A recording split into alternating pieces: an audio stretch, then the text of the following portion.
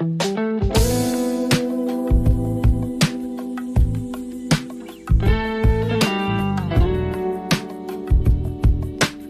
सर्वात प्रथम तुमचं स्वागत आहे माझ्या चॅनलमध्ये। तर आज मी तुम्हाला ट्रॉलीसाठी काही टिप्स सांगणार आहे, जेणेकरून तुमच्या ट्रॉल्या ज्या आहेत त्या लॉंग टाइम टिकतील सुद्धा आणि फ्री सुद्धा राहतील। कारण ट्रॉली ज्या आहेत त्या जाम होतात।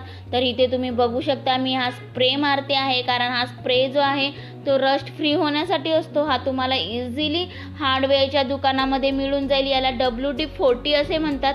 मी याचं जे नाव आहे ते डिस्क्रिप्शन बॉक्समध्ये ऑलरेडी दिलेलं आहे। कारण खरंच ट्रॉली ज्या आहेत त्या खरंच खूप जाम होतात आणि गंज वगैरे लागलेला असतो, म्हणून त्यासाठी ट्रॉली महिन्यातून एकदा तरी क्लीन करावी। कारण सारखं क्लीन केलं तर ट्रॉली ज्या आहेत त्या फ्री राहतात आणि लॉंग टाइम टिकतात सुद्धा। आणि मेन म्हणजे ह्या स्प्रे मारल्याच्या नंतर अर्धा तास तरी, कमीत कमी अर्धा तास तरी तुम्हाला हे असंच ठेवायचं आहे, म्हणजे जे काही जंक पकडलेला असेल तो फ्री होतो। तर ट्रॉली जर म्हणजे जाम झाली असेल तर हा स्प्रे यूज करू शकता। आणि आता इथे मी ट्रॉली कशा पद्धतीने नेहमी फ्री राहण्यासाठी काय केले पाहिजे ते मी इथे सांगते आहे।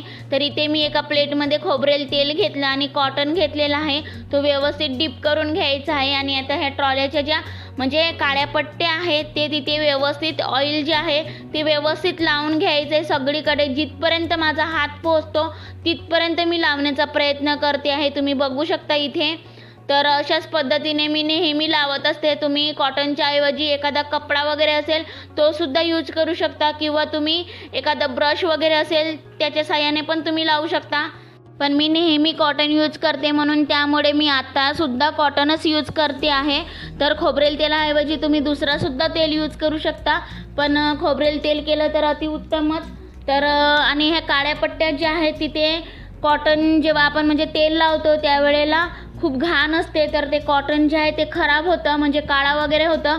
तर त्यामुळे सारखं कॉटन जो आहे तो चेंज करत राहायचा आहे। तर तुम्ही ते बघू शकता मी सारखं कॉटन जे आहे ते चेंज करते आहे आणि व्यवस्थित परत तेलामध्ये डीप करून व्यवस्थित तेल जे आहे ते सगळीकडे लावून घेते आहे।